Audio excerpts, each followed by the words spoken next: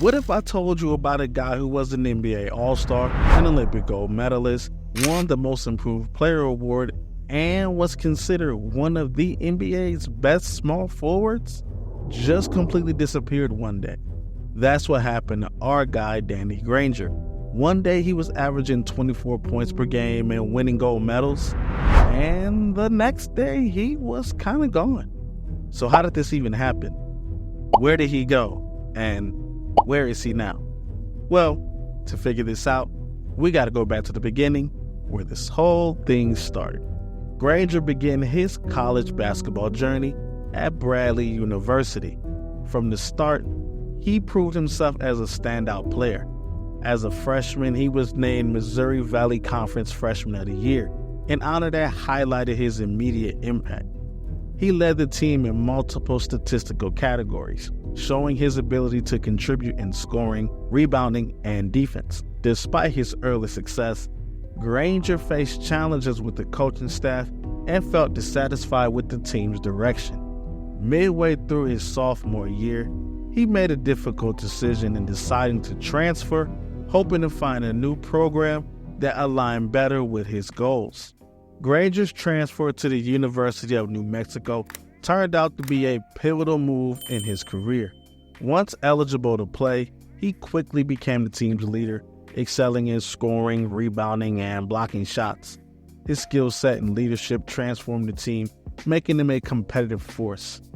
Granger faced challenges, though, during his time at New Mexico, including eligibility hurdles and financial struggles. But he never let obstacles derail his focus. His senior year marked the peak of his college career, as he led the team to win the Mountain West Conference Championship and securing a spot in the NCAA tournament for the first time in years. Individually, Granger's numbers were outstanding. He averaged 19 points, 9 rebounds, 2 steals, and 2 blocks per game, a testament to his all-around excellence. His performance drew attention of NBA scouts, setting the stage for his professional career. In 2005, Danny Granger was selected with the 17th overall pick by the Indiana Pacers. Entering a team in transition, he faced the challenge of finding his place amid changes following the infamous Malice at the Palace brawl and the subsequent trade of Indiana Pacers star Ron Artest. Granger steadily improved each year, showcasing his versatility. By his second season, he was a reliable scorer, rebounder, and defender.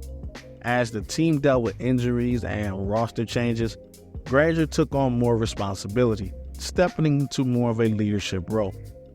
The 2008-2009 season was a turning point in Granger's career.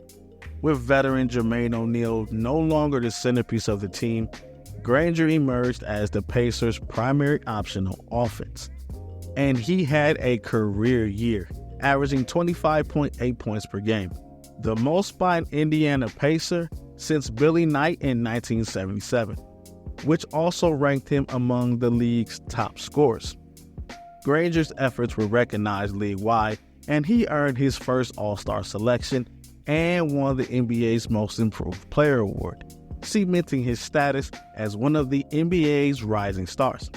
During the 2009-2010 season, Granger continued to excel as the Pacers' go-to player. He averaged over 24 points per game, maintaining his role as both a scoring leader and a defensive presence.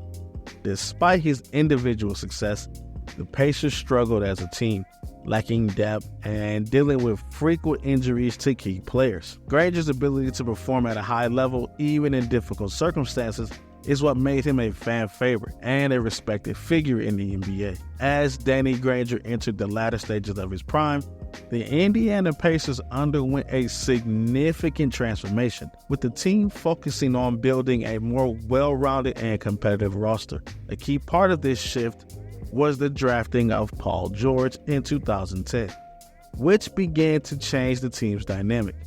George quickly showed he was going to be a star. His potential as a scorer and a defender was evident, and it wasn't long before he became a central figure for the Pacers. Alongside George, the Pacers also brought in Lance Stevenson, a fiery yet talented guard with great defensive instinct and playmaking ability. This infusion of talent meant that the Pacers were moving away from Granger being the only leader and offensive option. In addition to draft picks, the Pacers added Darren Collison, a point guard known for his speed and passing, along with Roy Hibbert and David West, a seasoned forward with leadership qualities and a strong inside presence. The acquisition of Collison, West, and Hibbert provided the team with much-needed veteran leadership and stability both on and off the court. With these changes, the Pacers started to build a more complete roster that could compete at a higher level, and this eventually set the stage for a more successful team in the coming years. 2011 marked a significant year for the Pacers as they made their first playoff appearance in several years. In the opening round matchup, they faced the Chicago Bulls, who had the league's best record that year. Despite being the underdog, the Pacers gave the Bulls all they could handle in a hard-fought series. Granger played an important role. Though they were ultimately eliminated, it was clear, however, that the team was beginning to turn a corner, and Granger's leadership helped establish a competitive mindset moving forward. The following season, the Pacers made it even further. Granger and the team helped lead Indiana to a series win against the Orlando Magic. In this series, Granger was a key scorer and his ability to perform in clutch moments was critical. The Pacers had been inconsistent in the regular season, but in the postseason, they found a level of grit that carried them through the Magic series. However, the Miami Heat, with their formidable trio of LeBron James, D. Wade, and Chris Bosh, or the Big Three, were the next obstacle. And despite playing hard, the Pacers struggled offensively and were just overpowered in the series. While Granger fought through Miami's tough defense, his scoring efficiency dropped significantly, and the Heat ultimately advanced. Even though they were eliminated, the Pacers showed that they were building a competitive team for the future. But during this period, the dynamics of the team began to shift. Granger, who had long been the primary offensive weapon and the team's focal point, now found himself sharing the spotlight with the emerging Paul George. George's rise to prominence signaled a changing of the guard, if you will, and the Pacers began to look to him as their future star. George's all-around game, including his defense and scoring ability, made him the ideal player to build around.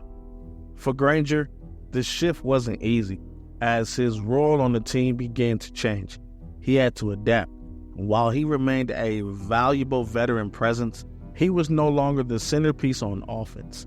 Granger also began to see a drop in his scoring output as George became the primary option for the Pacers.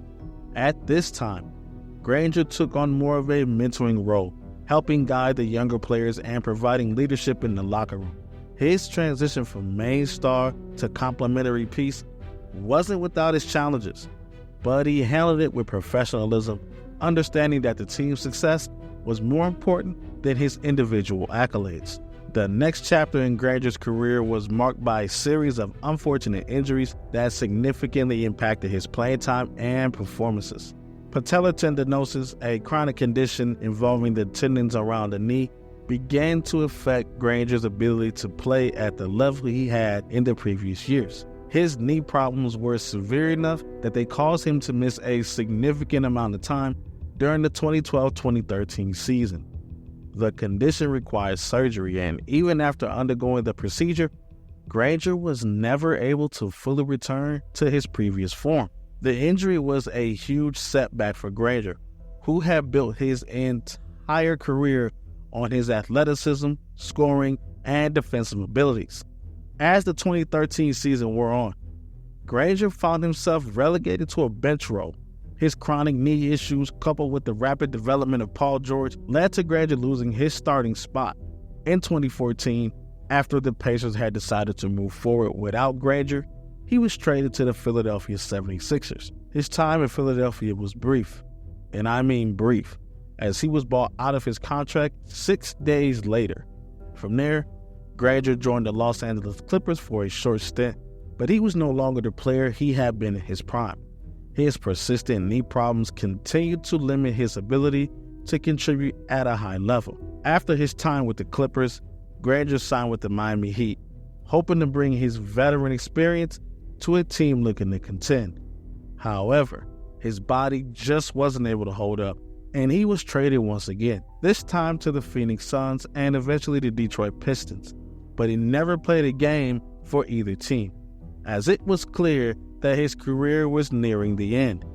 Granger was ultimately forced to retire due to his chronic knee issues, marking the end of a promising career that had been cut short by injury. After retiring, Granger found many things to keep him busy.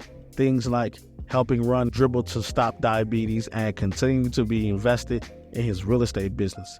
Basketball is just something he enjoys being around, and in 2017, he would get to be around the game even more as a studio and game analyst for the CBS Sports Network. In April of 2017, Granger was inducted into the New Mexico Sports Hall of Fame. Danny Granger was a highly skilled and versatile two-way player, capable of contributing in nearly every aspect of the game. Offensively, he was a gifted scorer, known for his ability to shoot from anywhere on the floor. He had a smooth jump shot and had the range to hit three-pointers, making him a constant scoring threat. He could also handle the ball for a player his size, which made him difficult to defend.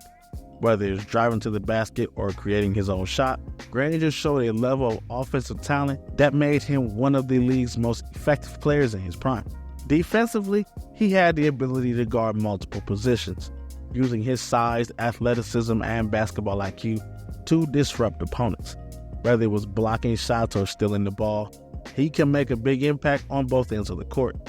His defensive ability often went unnoticed compared to his offensive output, but it was a key part of his game. As a leader, Granger played a crucial role in the Pacers' rebuilding years. During a time when the team was transitioning, he became the main figure in leading the franchise back to relevance. He also kept the locker room focused and worked to develop the younger players around him. His leadership was evident as he mentored players like Paul George, who would later become the team's cornerstone. Granger's ability to lead the Pacers despite their challenges reflected his resilience and dedication to the game. Known for his smooth and consistent gameplay, Granger's style never really stood out though. He wasn't flashy, but his game was effective, steady, and reliable. He didn't need to dominate the ball to make an impact, and that made him a great fit for the Pacers. His ability to deliver night in and night out, even when the team wasn't winning, is what made him such a valuable player. Oftentimes, players only play hard when they're getting their stats and or when the team is winning. Unfortunately, chronic knee issues were a major factor that limited Granger's career. His knee issues starting around 2012 gradually worsened and forced him to miss significant time. The injuries had a profound effect on his career, particularly in terms of his potential partnership with Paul George. Early on, it seemed that Granger and George could form a dynamic duo for the Pacers, complementing Paul George's all-around game, but as Granger's injuries progressed, he was forced into a diminished role, and George quickly became the team's top player. And this left fans and analysts alike wondering what could have been if Granger had remained healthy. A fully healthy Granger and George could have been a terrifying combination, one that I personally think would have defeated the Miami Heat at one point, and possibly leading the Pacers to a finals appearance, maybe even a championship. But instead, Granger's decline kept that partnership from fully materializing. But despite the impact these injuries had, Granger's time in the NBA still stands as an impressive career. He may not have reached the heights he was capable of, but his skill set and leadership left a lasting mark on the Pacers, especially during their rebuilding phase. When looking back at Granger's career, it's clear that his contributions were significant, even if they don't always get the recognition they deserve. He was one of the most versatile players of his era, capable of scoring, defending, and leading his team in all aspects. His prime years when healthy showcased his ability to dominate on both ends of the floor, and his smooth style of play made him a fan favorite in Indiana. Imagine if he played in today's NBA, how valuable his skill set would be. Granger's career may have not reached the heights he could have due to his injuries, but there's no denying the impact he had during his best years. The what-ifs of his career, what could have been if his knees held up, will always linger. Could he have formed an even more dynamic duo with Paul George? Could the Pacers have made a deeper playoff run with Granger healthy? These questions will always remain unanswered. But the reality is, Granger's time with the Pacers helped set the stage for their future success, even if he wasn't able to see it through. But what if I told you about a guy who was a 6'6" point guard, had one of the greatest rookie seasons of all time, and was on the verge of being one of the NBA's next superstars, just completely disappeared one day? If you want to know what happened to Tyreke Evans, just click right here.